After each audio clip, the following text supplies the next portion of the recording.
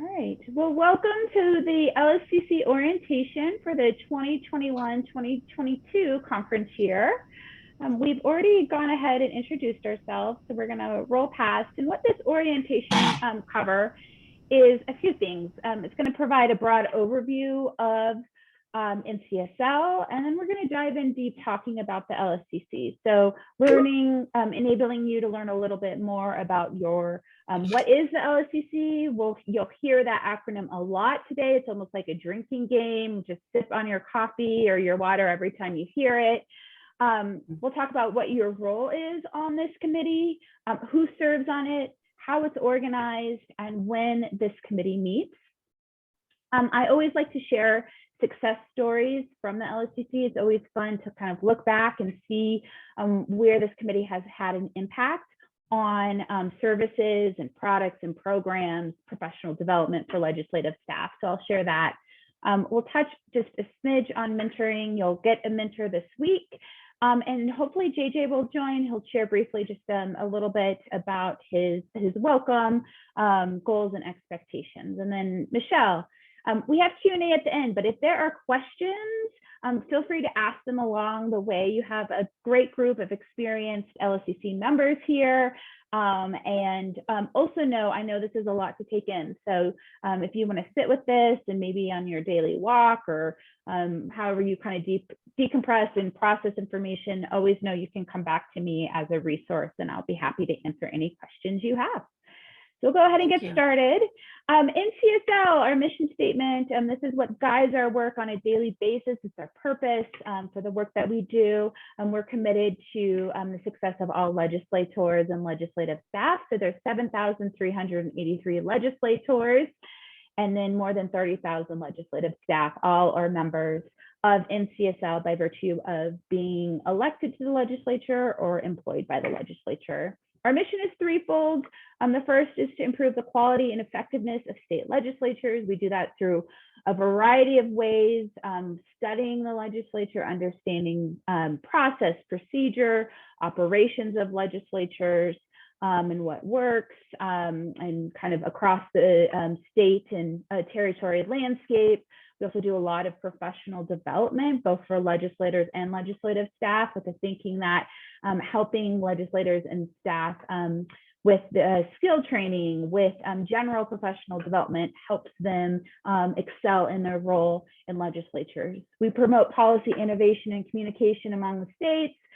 Again, we do this through our meetings, facilitating connections, both at the meetings, informal, formal networking opportunities, as well as just in the questions we get of, do you know anybody else that's doing this in the States? And Michelle, you may have asked that question with the racial impact statement you're working on in your new role in Maryland.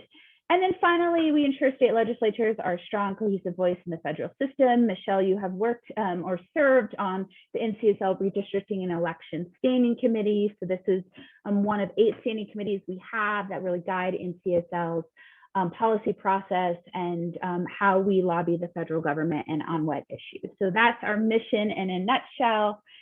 And we are governed by a 63-member executive committee, consider it our governing board. Within that 63 membership, we have 7 officers. So we have 4 legislator officers, our president, president-elect, vice president, immediate past president. And this is, we have 2 Democrats in this role and 2 Republicans. Bipartisan leadership is really important to us. And then we have 3 legislative staff officers, and you've met 2 today, Anne and Martha, and I know JJ just joined. So JJ, if you want to take a moment just to say hi to Michelle, and we'll keep on moving. Hey, Michelle, I'm sorry I joined late. I couldn't get an internet signal in my house. So you can see I'm in the garage and there's my hot water heater over here. It's a great backdrop I've got. Anyway, just welcome. My name is JJ Gentry. I am the staff chair through August, and I am from South Carolina and counsel to the South Carolina Senate. Thanks, JJ, and welcome. Glad you can get a signal in your garage. The things we do to get internet. So In addition to the staff officers, there are legislators and legislative staff that serve on NCSL's executive committee. So there are 18 additional legislative staff members in addition to the 3 staff officers that are members of the executive committee. And we'll dive deeper into that in a minute. But just NCSL is one of the only organizations, it's the only organization where legislative staff have a seat, if you will, a voice at the table on the governing board of the organization. In addition, we have a staff advisory committee that you are a member of, and that's what we're going to talk about today. This is a very simplistic representation of NCSL's organizational chart. You can see there is the governing body, our executive committee. Tim Story, our chief executive officer, reports to the executive committee and those 7 officers. And he is also, in addition to the executive committee having responsibilities for governance of the organization, Tim is responsible for the day-to-day management of the organization. We have anywhere between 150 and 160 staff. We are headquartered in Denver, where the majority of our staff are. And then, as you probably know, we have an office in Washington, D.C., about 20 staff. So that's encompassing that. And then with the NCSL Executive Committee, you'll see the LSCC. Again, the LSCC serves in an advisory capacity to the Executive Committee and oversees the 9 professional staff associations. And then the Executive Committee has oversight of those NCSL standing committees and task forces. And again, those are the committees that help guide NCSL's efforts in Washington, D.C. So a little bit more about the LSCC. I've talked about serves in an advisory capacity to the executive committee, oversees the legislative staff division of NCSL. So what that really is meaning to say, there's really oversees the work of NCSL's work for legislative staff. Coordinates the work of those 9 professional staff associations. So Michelle, you may have, in addition to your role on the standing committee, redistricting and elections, you may have experience working with potentially the research, editorial, legal, and committee staff association, which is one of the 9 staff associations at the NCSL. These staff associations are organized around role and function in the legislature.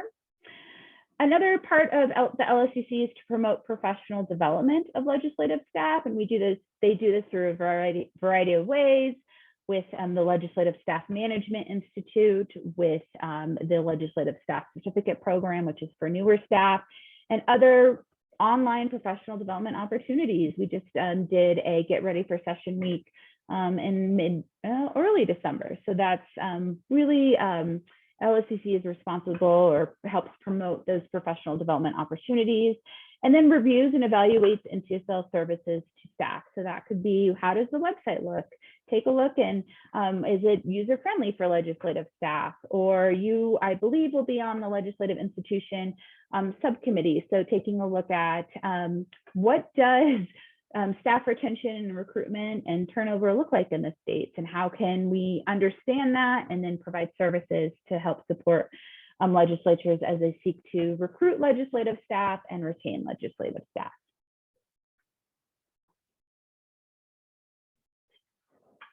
Really important to know, although you don't need to put it to memory, and Michelle, I'll share with you after this, after our engagement today, I'll send you an email with a bunch of different links to LSCC resources. So just know you may be taking notes.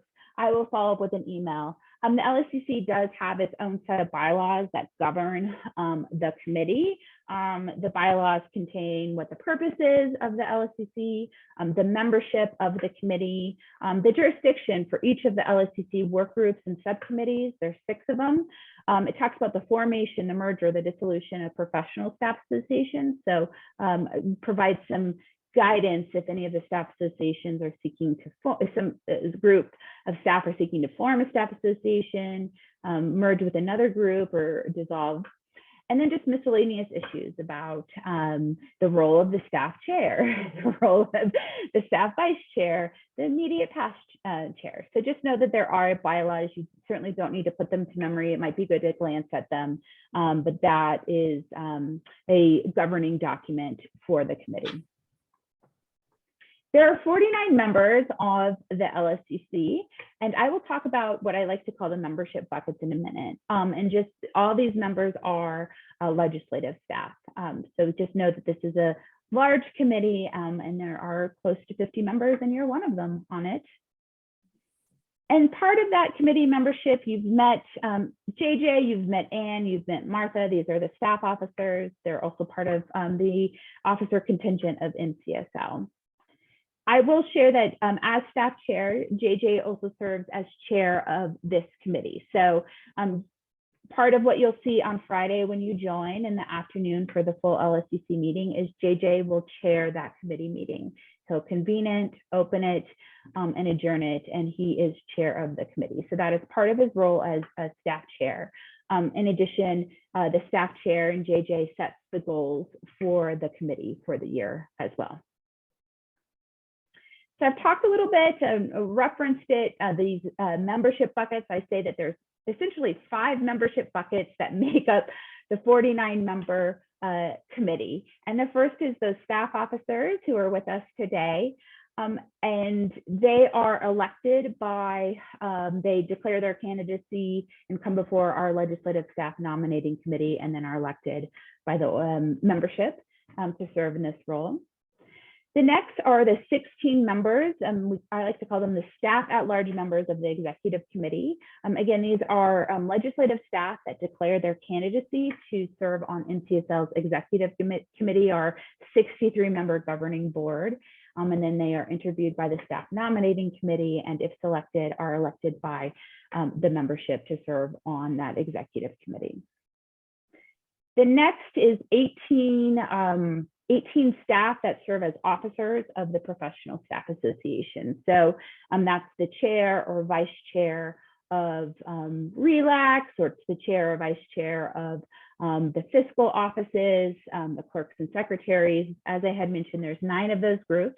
And those officers, the chair, vice chair, in some groups it's president, president-elect, serve on the LSCC. And this is by virtue of serving as a chair of a staff association, they're also a member of the LSCC. There are 5 discretionary appointments available this year, open this year, that you'll see. And JJ and or staff chair in future years makes those appointments, and it's a 1-year term.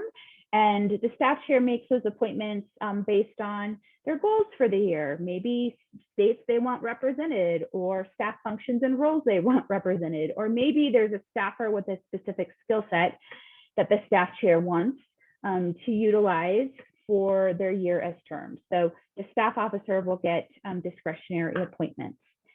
And then finally, we have the overall standing committee staff officers. So Michelle, this is your role. You are a vice chair, serving as a vice chair of the overall standing committees. And by virtue of that position, you also serve as a member of the LSCC. So as you can see, there's 5 different membership buckets, and staff chairs of the standing committees are members, as well as of these staff associations. I'm going to stop here. I presented a lot of information. I'm going to take a deep breath, but I'm also going to see if you have any questions up to this point, or anything you would like clarity on. Actually, I do. So I'm confused about the last slide, where if you are a vice chair, you're automatically on the coordinating committee, but it seemed like it was separate, in the sense that I was asked and I had to agree. You know, that's yeah. How does that work? Yeah, absolutely. So the staff chair, in addition to the discretionary appointments, also makes staff appointments to the standing committees. So there's 8 standing committees, and then there's staff officers and legislative officers that oversee all of the standing committees. So JJ appointed you to serve as a staff vice chair of the overall standing committees, so really overseeing those 8 standing committees. And then by virtue of that position, you were also a member of the LSCC. So it's kind of a dual appointment. Did that provide clarity for you? I think so, yeah. Okay, great. And again, don't need to put it to memory. It takes a while just to get this all synced together, and just know we have the roster that you'll see on Friday, and I'll actually follow up with you after this. It will break out the 5, I call them membership buckets for lack of a better term. It'll break out who's kind of part of each membership bucket. Right. Okay. Thanks. Any other questions?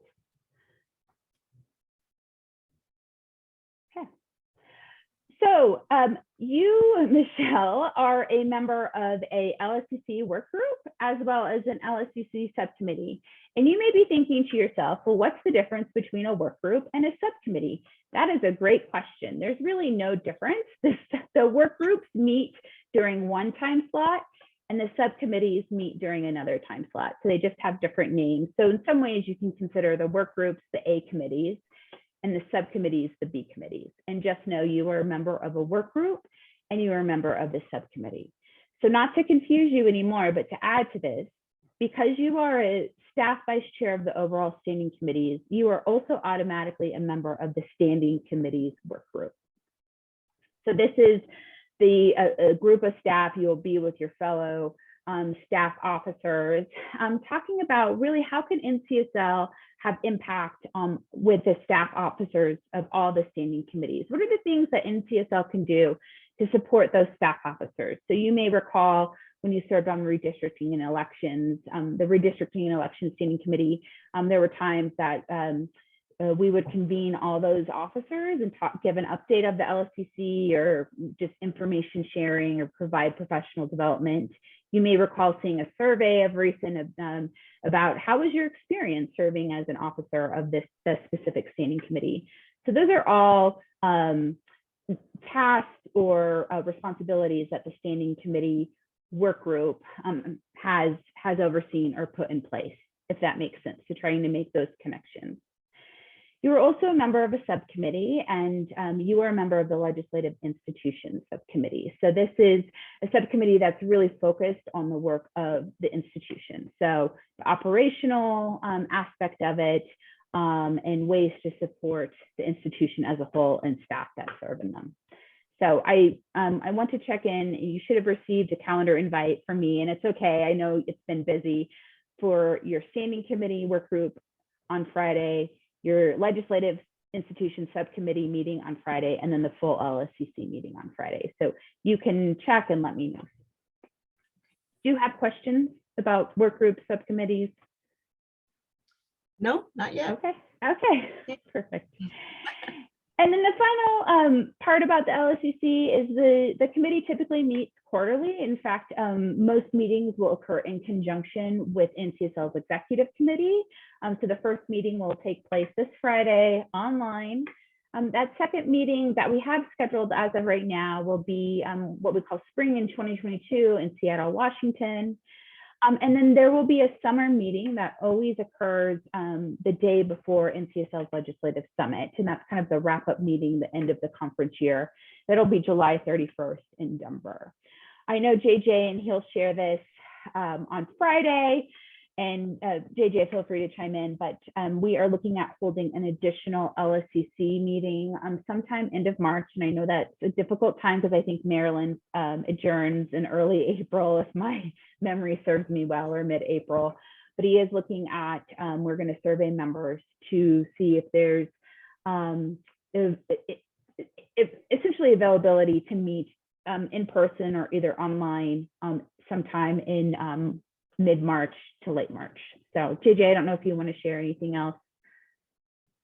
No, I think that's about it. It's just we didn't get this opportunity to meet, and I hate that we didn't get together in person to meet this week. So I'd like to try to shoot for us getting together in person, but who knows, we may have to go virtual. But yeah, we're looking at most likely sometime towards the end of March in that period, if you need to just pencil something on a calendar just in case. So oh, I'm hoping, for my part, I'm hoping it's virtual because we can't go anywhere until April. Yeah, it's challenging during session, and we know, as I had mentioned, January is always a difficult time for as legislatures are convening for the LSCC to meet. So thank you, and expect a survey, and please complete it. That will help inform our the decision making. This is the part that I always enjoy, and I'll go through it briefly, but just talking about success stories. You may be thinking, okay, I've heard about this committee. I know I'm a member. There's 49 other or 48 other people that are on it. And I know when we meet and I'm on a work group and a subcommittee, but you may be wondering, like, what does this committee actually do? And I gave hopefully a few examples that helped of what the standing committee work group has done. But I'm going to share just a few other examples. The first is being just kind of thinking about services for staff that is a charge of the LSCC is oversee and support and give guidance to NCSL's services for staff. And one of them is, this is an infographic that one LSCC committee worked on in the fall and summer of 2021. It's really meant to talk about and visually represent career development, and that NCSL is a resource for legislative staff as they develop in their careers, as they advance in their careers. And you'll see that kind of 3 different roads to drive on: the policy expert, leadership development, or being a skilled staffer. And there's lots of different ways to engage.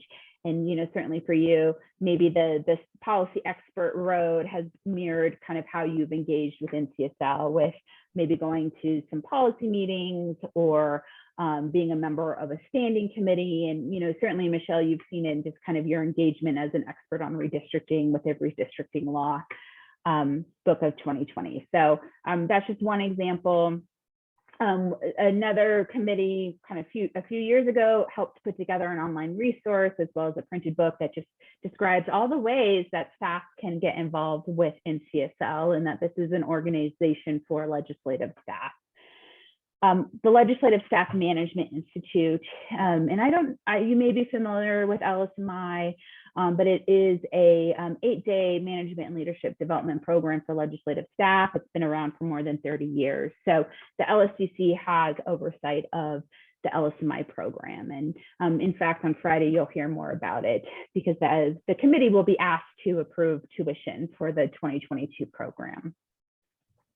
Another success story is in 2016, 2017, staff members, LSCC members got together and said it would be really great. We should consider doing a certificate program or a newer program for newer legislative staff that maybe have worked in legislatures for 1 to 2 to 3 years, that understand their role, but are, you know, seeking kind of a broader context of legislatures in general. So this started NCSL and LSCC on a 3-year effort to put together a certificate program, which we launched in 2020. And we did it in 2020 online, in 2021 online, and now have 200 alumni of this program.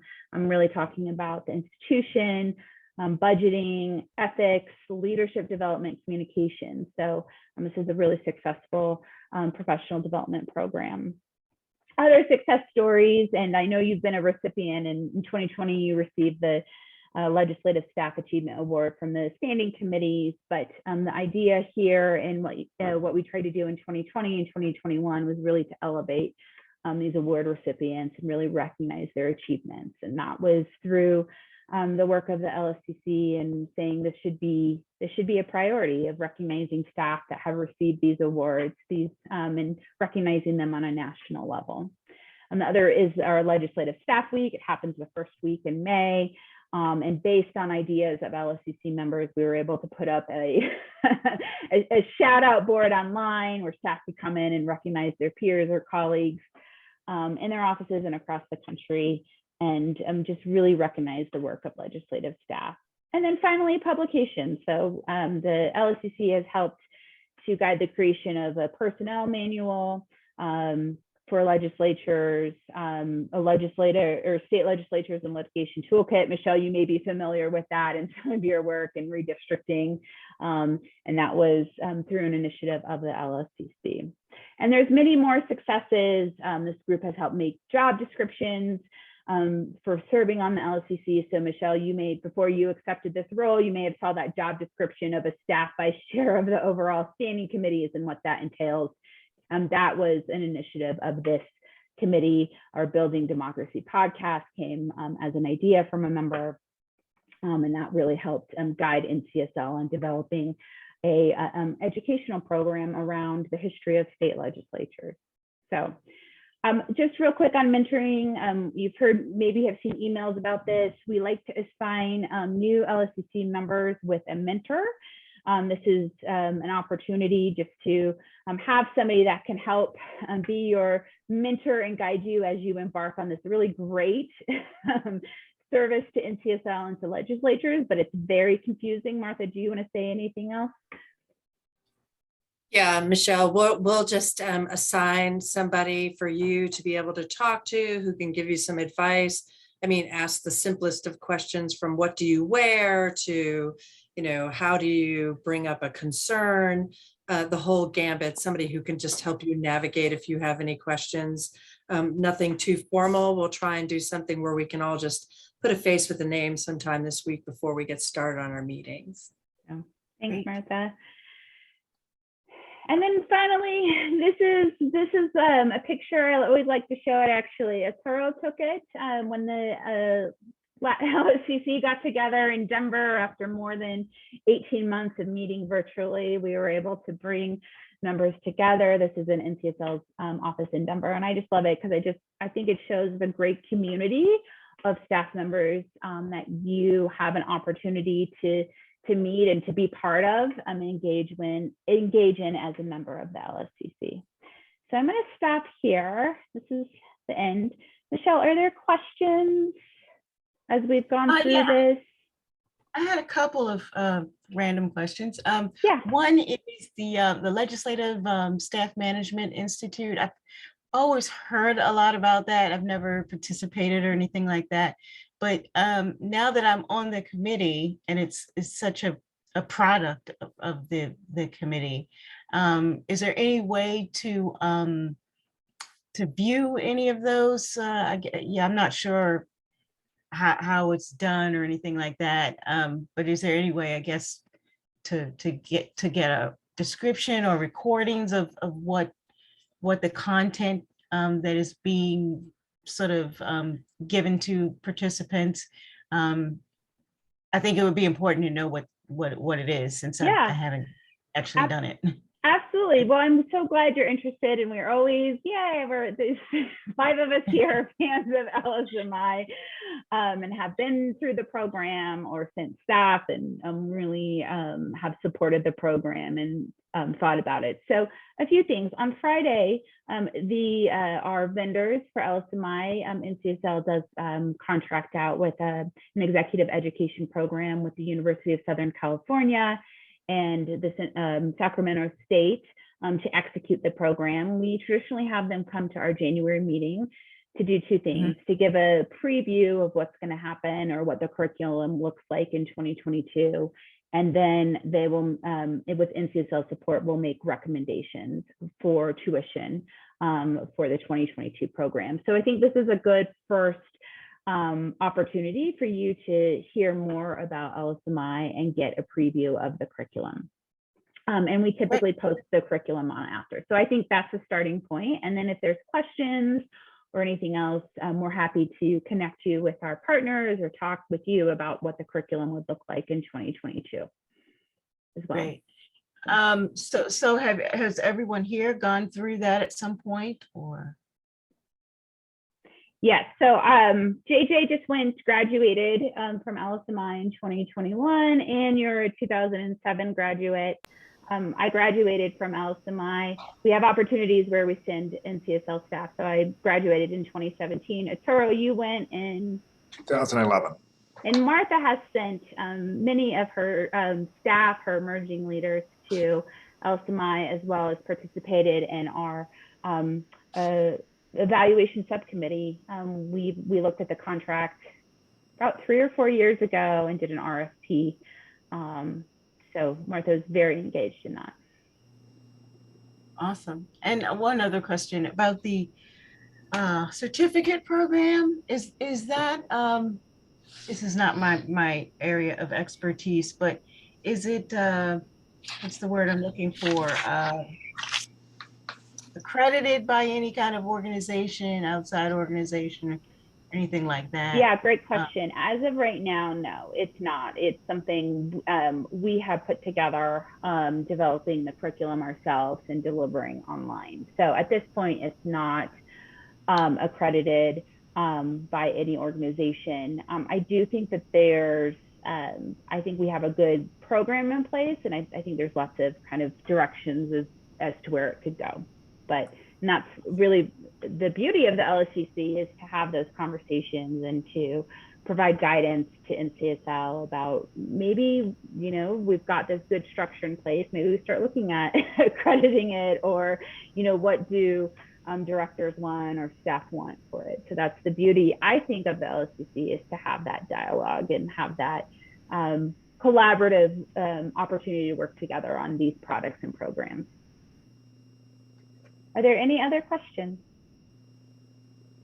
Not for me, not so far. Okay. JJ and Martha, anything to add before we wrap up here? I'm getting ready to. Oh, JJ, you're on mute.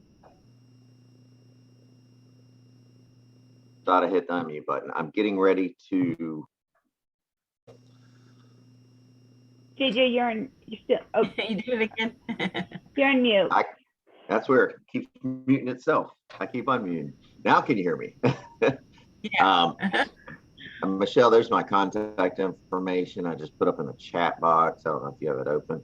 You're welcome to contact me at any time if you got more questions. And I would just tell you, as I tell the others, that LSCC is a great place to even learn more about NCSL and how we operate and how the organization operates. But not only that, it's a place where like-minded folks get together that work for the legislatures, the various legislatures, and share ideas and thoughts, and we create relationships and lifetime friendships. Some of these folks I will be talking to forever, even when I'm not involved with NCSL in a long time.